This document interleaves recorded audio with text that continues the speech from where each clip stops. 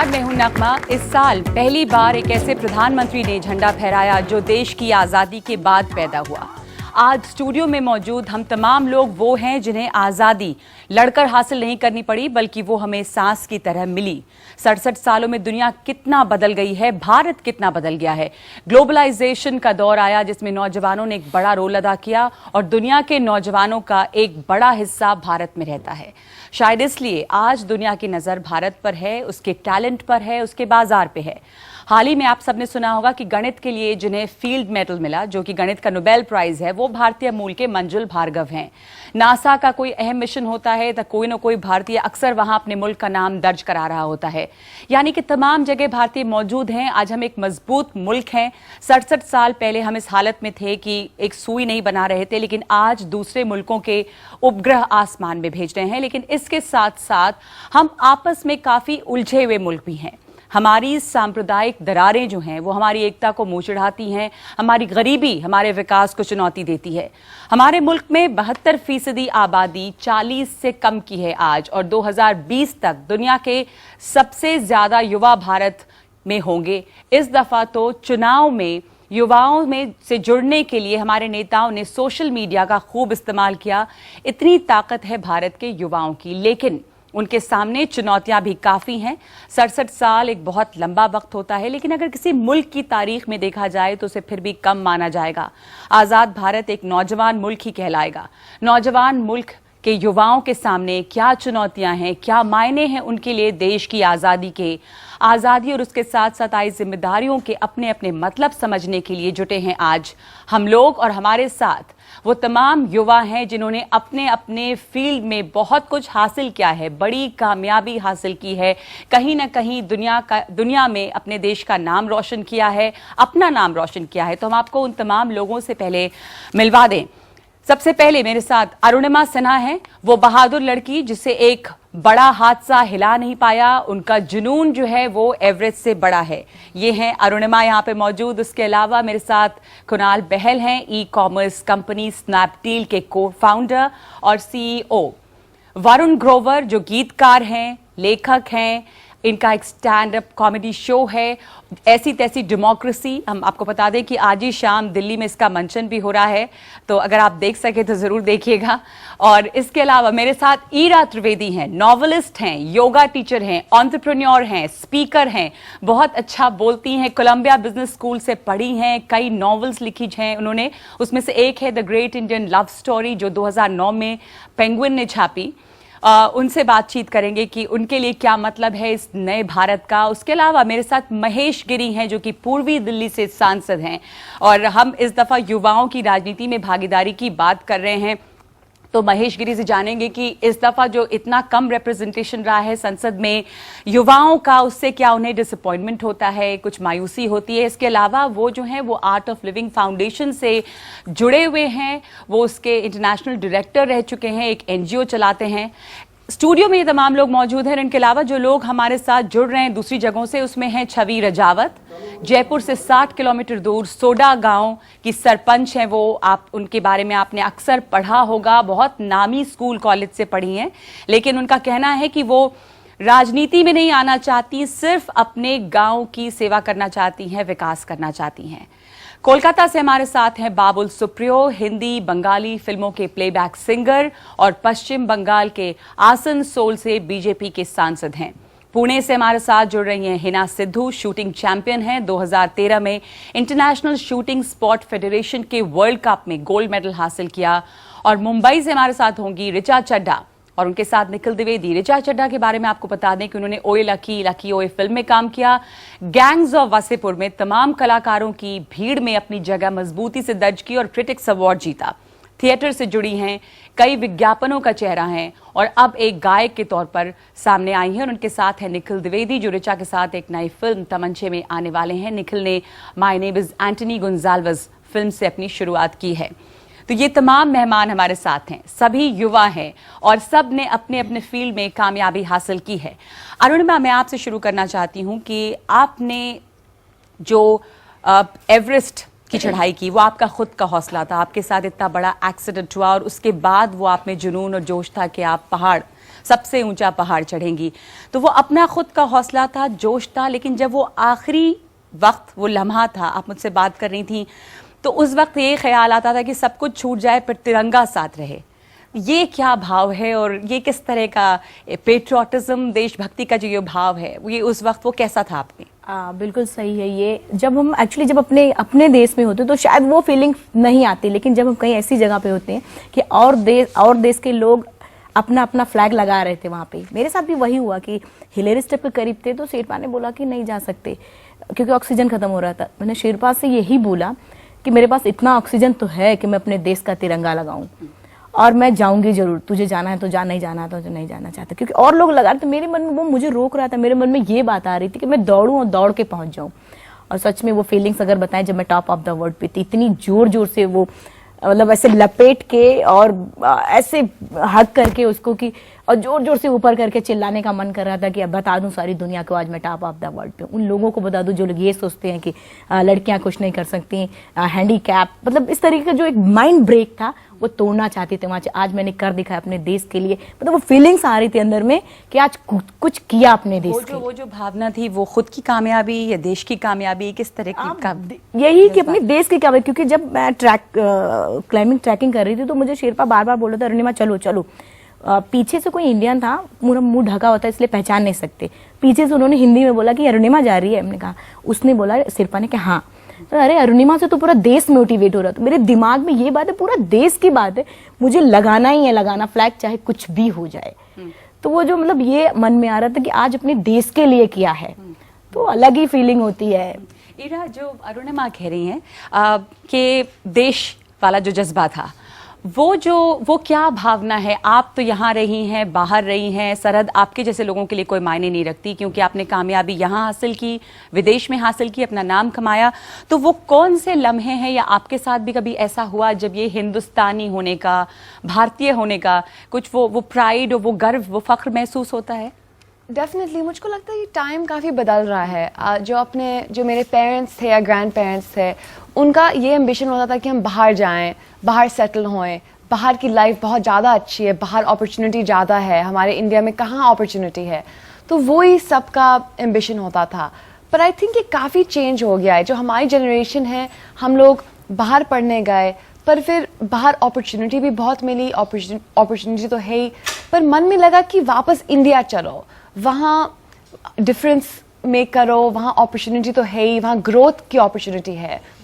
और जो मेरी जो बुक्स थी, मेरी फर्स्ट बुक निकली थी जब मैं 19 इयर्स ओल्ड की थी, और मुझको लगा कि मैं इंडिया में लिख के जो ये यंग लोग हैं मेरी बुक्स पढ़ रहे हैं, कुछ मुझको लग रहा है कि एक इम्पैक्ट मैं बना रही हूँ। और वही फीलिंग विदेश में इतना नहीं था।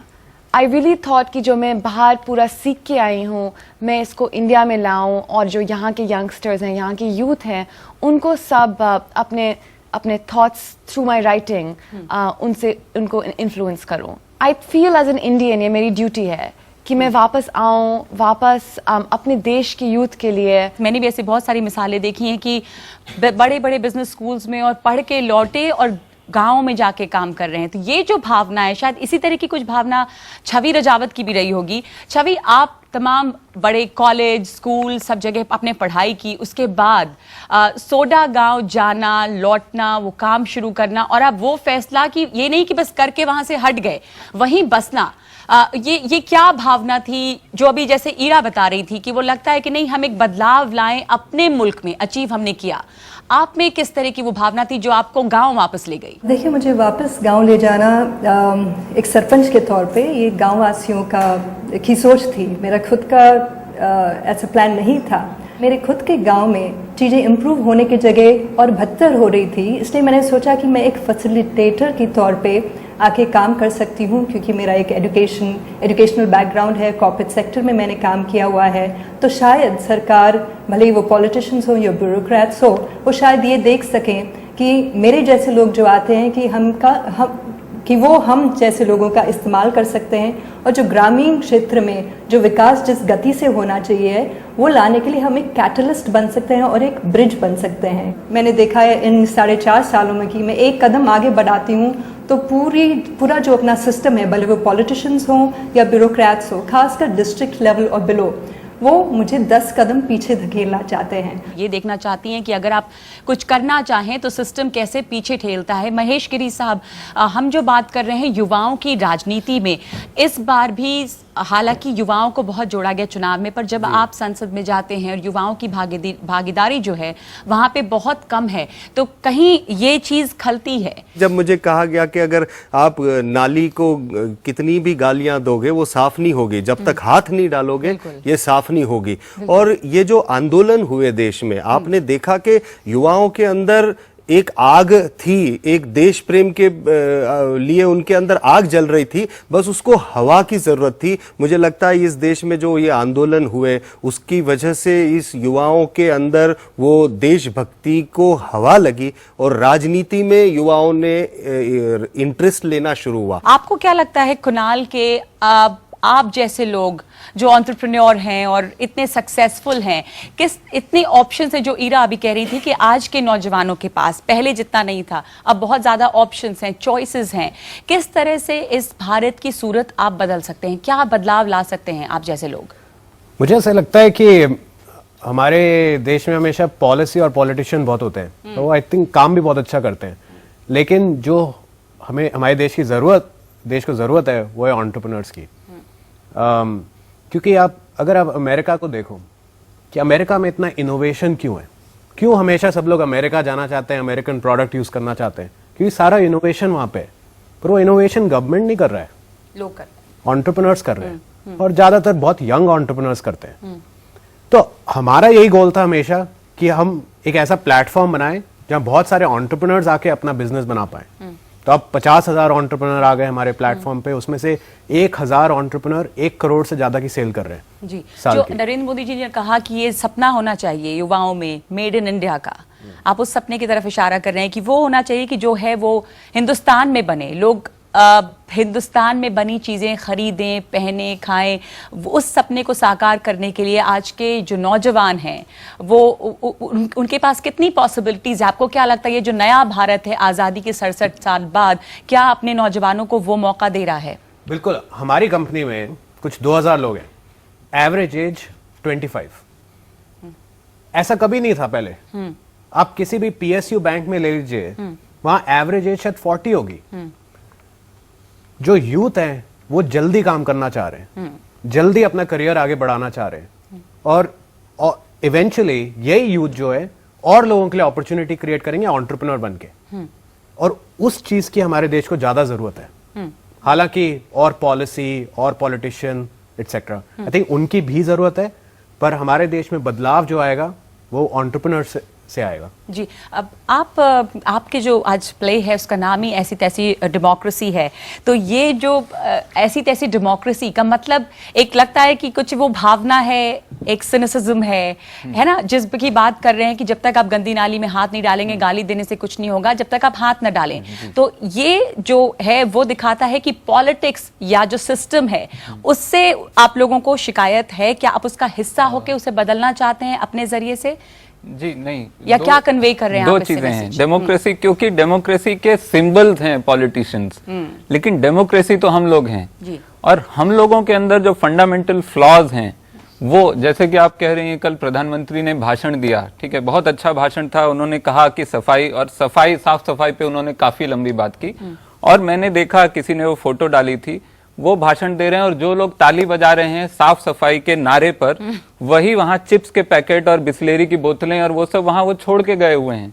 तो हमारे कल्चरल जो फंडामेंटल बेस में जो हमारे फ्लॉज हैं उसके खिलाफ हम बोलना चाहते हैं, और उसके खिलाफ भी नहीं बोलना चाहते, एक तरह से आईना दिखाना चाहते हैं, क्योंकि हम भी वैसे ही हैं। हमारी भी रोज की लड़ाई है अपने अंदर के शोविनिज्म से, अपने अंदर की पेट्रियार्की से, अपने अंदर की गंदगी से। वो हमारी अपनी लड़ाई है। हम सिर्फ अपनी लड़ाई लोगों को बताते हैं कि हम इस तरह से लड़ रहे हैं। हम अगर हिंदुस्तान में आज प्रोटेस्ट की भाषा खत्म हो गई है, इररेवरेंस को बहुत बुरा माना जाता है, पॉलिटिकली इनकरेक्ट होने को बहुत बुरा माना जाता है, तो हमारा काम सिर्फ ये है कि हम ह्यूमर के जरिए दिखाएं कि पॉलिटिकली इनकरेक्ट होना, अगर यूथ की भाषा में बोलें तो बहुत कूल है जी। और वो कूलनेस सीधे से हम पहुंचाना चाहते हैं जी लोगों तक। जी जी, मैं बॉम्बे जाना चाहती हूँ जहाँ पे हमारे साथ ऋचा है, निखिल है, उसके बाद हमारे साथ पुणे में हिना सिद्धू हैं, बाबुल सुप्रियो हैं, तमाम लोग मौजूद हैं। ऋचा, आप जिस फील्ड में जुड़ी हैं, थिएटर हो, बॉलीवुड हो, हिंदी फिल्में हो, उनमें भी बदलाव आप देख रहे हैं इन 67 सालों में? काफी हम सब ने देखा कि बदलाव आया है, और आप जैसे एक्टर्स के पास ये चॉइस भी है कि ऐसा नहीं कि कोई रोल कैसे भी कर लें, आप चूज करती हैं, समय लेती हैं, सोचती हैं आपको क्या करना है, तो उस तरह की अपॉर्चुनिटी है अब, ये भी एक बदलाव है। जी, ये फिल्म इंडस्ट्री में तो काफ़ी बड़ा बदलाव है कि पढ़े लिखे घरों की लड़कियां, रिस्पेक्टेबल घरों की समझी जाने वाली लड़कियां आगे आती हैं और फिल्म इंडस्ट्री में जुड़ती हैं। पहले ये नहीं देखा जाता था, लोग फिल्म इंडस्ट्री की तरफ ही मतलब अच्छे से उसको समझते नहीं थे, तौहीन समझते थे। अब कलाकारों की इज्जत होती है। ये बहुत बड़ा बदलाव है कि मेरे जैसे घर के लोग मुझे ये अनुमति देते हैं कि मैं बम्बई चली जाऊं और वहां जाके अपने शौक को पूरा करूं और अपने सपने को पूरा करूं। निखिल, आपको क्या लगता है आज़ादी का मतलब आपके लिए क्या है? हम बार बार ये बात कर रहे हैं, या स्वतंत्रता दिवस 15 अगस्त हर साल आती है और जो उसके साथ फॉर्मेलिटीज है वो होती हैं, पर क्या एक उस दिन हम इस बात के बारे में सोचते हैं कि हम आज़ाद भारत में, आपके लिए वो उस आज़ादी के साथ बहुत रिस्पॉन्सिबिलिटीज़ भी होती हैं, जिम्मेदारियां भी बढ़ी हैं युवाओं पर, तो आपके लिए इस आज़ादी का क्या मतलब है? हमें बस अपने टैक्स भरने चाहिए, हमें छोटी से छोटी चीज़ भी हो, अगर देश को साफ रखना है तो हम उसको साफ रखें।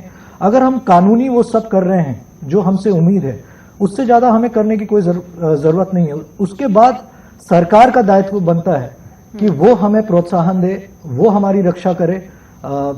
हमारा काम नहीं है कि हम जाके सड़कों पे आम लोगों की रक्षा करें। हाँ, हम उनकी मदद जरूर कर सकते हैं। बाबुल सुप्रियो, आप नेता हैं, आप प्लेबैक सिंगर हैं, आप कलाकार भी रहे हैं, आपको क्या लगता है कि जो देश के युवा हैं वो किस तरह से आज के भारत को बदलने में योगदान दे रहे हैं? पहली बात तो मैं महेश गिरी जी से बिल्कुल सहमत हूँ कि अगर आप नाली साफ करना चाहते हैं तो आपको हाथ उसमें डालना पड़ेगा। तो मैं यूथ को ये कहना चाहूंगा कि you have to be the change that you aspire to see around you. So अगर आप मिलके काम करेंगे और अगर आप पॉलिटिक्स ज्वाइन करेंगे और अगर कुछ कंट्रीब्यूट अगर आप करेंगे अच्छे से with your heart into it, तो ये पॉलिटिक्स जो जो आप बोल रहे हैं कि लोग ज्वाइन नहीं करना चाहते, पॉलिटिक्स जो मेरे 15 साल की बेटी के लिए politics is a dirty word. तो अगर यूथ आएंगे और खुद कुछ कंट्रीब्यूट करने की कोशिश करेंगे तो पॉलिटिक्स सब मिलके पॉलिटिक्स को एक डर्टी वर्ड से एक कंट्रीब्यूटिंग एक अच्छा शब्द बनाया जा सकता है। I think that is the first change that we aspire to see. If you believe in yourself, अगर मैं मजाक में कह सकूं कि टीनेज में गांधी जी को भी मालूम नहीं था कि कभी उनके बर्थडे पे नेशनल हॉलिडे हो सकता है और देशवासी को एक हॉलिडे मिल सकती है, तो आप अपने आप पे बिलीव करें, अपने पावर पे बिलीव करें और सही दिशा में आप काम करें, थोड़े थोड़े करके कंट्रीब्यूट करें और you never know, you might become so big for the nation, for the society, आपके बर्थडे पे भी कहीं नेशनल हॉलिडे हो सकती है। खास करके युवाओं के पास ये मौका, ये फायदा है कि आपके पास अभी वक्त है और आप कितने बड़े बन सकते हैं, कितना नाम कमा सकते हैं, वो आपके ऊपर निर्भर है। हिना, जब आपने मेडल जीता था तो वो जो लम्हा था वो आप बताएंगी हमें कि वो लम्हा ये था कि मैंने देश के लिए किया है, ये अपनी कामयाबी थी, देश की कामयाबी थी, वो किस तरह? क्योंकि आप तमाम लोग जो इंटरनेशनल लेवल पे जाके देश को रिप्रेजेंट करते हैं, वो लम्हा कितना खास होता है? जब मैंने मेडल जीता और फिर मुझे किसी ने बताया that I have created history, then I felt really proud of myself that I've achieved something and I've left something behind. तो उससे जो नए आने वाले शूटर्स है उनको भी काफी इंस्पिरेशन मिलेगा, तो आई फेल्ट रियली गुड। 40 से नीचे की आबादी जो है वो बहुत बड़ी तादाद में, और 2020 तक हम शायद सबसे ज्यादा युवा भारत में होंगे। इरा, ये कैसा मौका है, कितना चैलेंजिंग वक्त है ये आज के जनरेशन के लिए? इसमें अपॉर्चुनिटी तो है, पर इसमें चैलेंजेस भी आप जैसे बोल रहे हैं हम लोगों के पास काफ़ी हैं। अपॉर्चुनिटी ये है कि आई थिंक ये हमारी पहली जनरेशन है in the history of our country जिसके पास इतने सारे अपॉर्चुनिटीज़ हैं, और ये also is the first generation जहाँ वुमेन हैं। हम लोगों के काफ़ी सारे यहाँ अगर हम पूछें तो किन की मम्मियाँ ऑफिस जा रही हैं तो बहुत कम लोग बोलेंगे कि हमारी जो मदर्स हैं वो ऑफिस गोइंग हैं। पर जो ये वाली जनरेशन आई है, मुझको सबसे बड़ा चेंज लग रहा है वुमेन में। आई थिंक यही जो इंडिया के यंग वुमेन हैं वो ही सब वो चेंज की इम्पीटस हैं, वो ही हैं जो बोल रही हैं अब हम बस हमारा फ्यूचर ये नहीं है कि हम शादी करेंगे, हमारा फ्यूचर ये है कि हम अब काम करेंगे। बिल्कुल। और मैं जानना चाहती हूँ कि क्या सोच, क्या वो बहुत सेल्फिश भी है, क्या वो एक सेल्फी जनरेशन है? आई थिंक अगर सेल्फिश नहीं होंगे तो शायद आगे बढ़ेंगे भी नहीं। अगर सबका सोचना शुरू कर देंगे फिर तो खुद कुछ कर भी नहीं पाएंगे। तो ऐसा हो सकता है कि आप अपने लिए कर रहे हैं तो उसी बहाने देश के लिए करेंगे, ये सोच हमेशा ऐसे ही होता है कि पहले अपने लिए पहले कुछ तो करना शुरू करें, शुरुआत तो करें, फिर जाके कुछ होगा हमारा। तो ये कितना चैलेंजिंग वक्त है युवाओं के लिए? आई थिंक चैलेंजिंग है, लेकिन मैं इतने सारे, जब से हमने कंपनी शुरू की मैं कुछ 5000 लोगों को इंटरव्यू कर चुका हूँ। लेकिन एक चीज जो मैंने हमेशा देखनी शुरू कर दी है पिछले कुछ सालों में, कि लोग बड़ा सोचना चाहते हैं। अब जो यूथ है वो थोड़ा फियरलेस हो गया, उनको डर एक्सपेरिमेंट करना चाहते हैं, उनको डर कम लगता है कि क्या होगा अगर मैं फेल हो गया। वो डर अब कम हो गया, क्योंकि एक समय यह था कि अगर आप फेल हो गए तो सारा आपके अराउंड जितने लोग हैं सब पीछे पड़ जाएंगे, बेटा आप फेल हो गए। अब वो नहीं है, अब लोगों को लगता है कुछ नहीं होता, ट्राई करते हैं, नहीं हुआ तो क्या हुआ, फिर ट्राई करेंगे। वो बदलाव अब आ गया है। अरुणिमा, जब जैसे ईरा भी कह रही थी कि महिलाओं के लिए, औरतों के लिए भी बहुत बदली है दुनिया, भारत बहुत बदला इन 67 सालों में। जिस तरह का मौका है, जितनी चुनौतियां हैं, एक लड़की होने के बाद आपने जितना, और एक मजबूरी के बावजूद आपने जितना अचीव किया है, आपको इस तरह की चुनौतियों का सामना करना पड़ा? कोई रोक, कोई टोक, या लोग हौसला बढ़ाने वाले? जब मैं गेम करती थी, मैं वॉलीबॉल जब थी, तो जिस डिस्ट्रिक्ट से मैं हूँ तो वहाँ पे ट्रैक सूट पहनना भी गवारा नहीं था। लेकिन आज की डेट में अगर देखें तो सबके पास अपॉर्चुनिटी, सिर्फ आपको चुनना है कि अगर पूछे तो गोल्ड चांस सबके पास है। ये आप पे डिपेंड, युवा वर्ग पे डिपेंड करता है कि वो उसको पकड़ता या छोड़ देता है। जो लोग विरोध करते थे वो भी साथ देने लगे। जैसे मैंने जब माउंट एवरेस्ट का प्लान किया था तो सारी, मतलब कहा जाए तो सिर्फ हम अकेले थे और मेरा परिवार था, बाकी सारे लोग पागल, सनकी इस तरीके से कह के छोड़ दे रहे थे। लेकिन उसके बाद एक ब्रेक जो था, जब तोड़ दिया अपने आप, वो लोग जो घर से कभी निकलते तक नहीं थे और वो नकाब पूरा लगा के, उनके माँ बाप आके बोलते थे बेटे हमको, मतलब हमारे बच्चों को भी कुछ ऐसा बताइए जो इनके लिए भी कुछ अच्छा हो, ये भी अपने देश के लिए कुछ कर पाए। तो मतलब पहले से तो बहुत चेंज हुआ। आज जैसे हम कहीं भी जाते हैं, आज अम्बेडकर नगर के डिस्ट्रिक्ट की बात कर रहे हैं, तो वहां पे भी बच्चे अब खेलना शुरू कर दिए। जब हम जाते हैं तो मुझे इतनी खुशी होती है, और जब हम खेलते थे तो इतनी ज्यादा क्वेश्चन मार्क बनते थे। तो माँ मुझे बोलती थी, मैं भी कभी कभी इरिटेशन में फील करती थी कि नहीं जाऊंगी मैं खेल, तो माँ बोलती थी मुझे, तुम्हें आगे बढ़ना है जिंदगी, तुम्हें देश के लिए अगर कुछ करना है तो तुम्हें ये सब चीजें सह कि जब एक बार तुम ब्रेक तोड़ दोगे अपने आप तुम्हारे साथ आ जाएंगे लोग। तो वही हुआ फिर। तो जब आप कामयाब होते हैं तो दुनिया आपके साथ खड़ी होती है, हौसला खुद करना पड़ता है। उसकी इतिहास उठा के देखिए, जिसको समाज ने कहा है उसी ने इतिहास रचा है। तो आप उस समय आप अकेले होते, लेकिन उसके बाद पूरी दुनिया आपसे जुड़ जाती है। हमारे साथ जो तमाम मेहमान हैं वो सब वो युवा हैं जिन्होंने कदम उठाए हैं और बदलाव लाया है, कुछ ना कुछ अपनी जिंदगी में, अपने आसपास के लोगों की जिंदगी में कुछ ना कुछ अचीव किया है। तो उनके हिसाब से वो क्या बदलाव चाहते हैं एक भारत में, या वो क्या करना चाहते हैं, क्या देखना चाहते हैं एक बदलाव के तौर पे, और कितना चुनौती भरा ये वक्त है युवाओं के लिए, भारतीय युवाओं के लिए, क्योंकि दुनिया भर की नजर जो है वो भारत के बाजार पे है, भारत के टैलेंट पर है। इस छोटे से ब्रेक के बाद हम इस चर्चा के साथ वापस लौटेंगे।